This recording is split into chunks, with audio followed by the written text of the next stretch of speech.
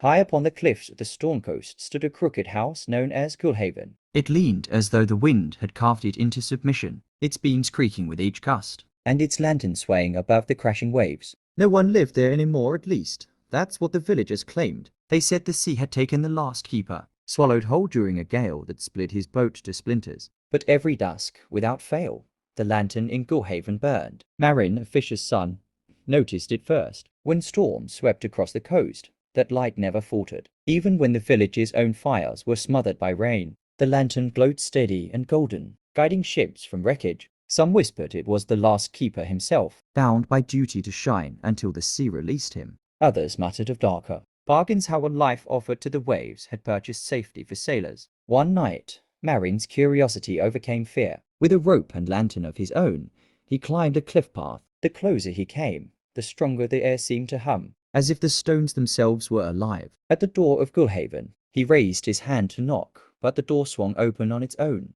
Inside, the house smelled of salt and smoke. The lantern above the hearth burned bright, though no flame touched its wick. On a weathered chair sat a man in a sword-stained coat, his back to Marin. "You came," the man said without turning. His voice was like the surf, heavy and restless. Marin's courage faltered. "Are you the keeper?" The figure finally turned. His face was pale, eyes hollow, and water dripped endlessly from his sleeves to the floorboards that never grew wet. "The sea does not release its bargains," he whispered. "But someone must bear the light." He rose, and as he stepped forward, the lantern in the hearth flared. "Do you take it, boy? The storms will know you, and the waves will obey." "But you will never leave this place." Marin thought of the ships saved by this light, of his father out on the sea, and of the countless lives still to be spared. His heart pounded, but his voice was steady. "I will." The old keeper smiled, weary and relieved. He placed the lantern in Marin's hands and vanished like foam on the tide. From that night on, Gulhaven's lantern never dimmed.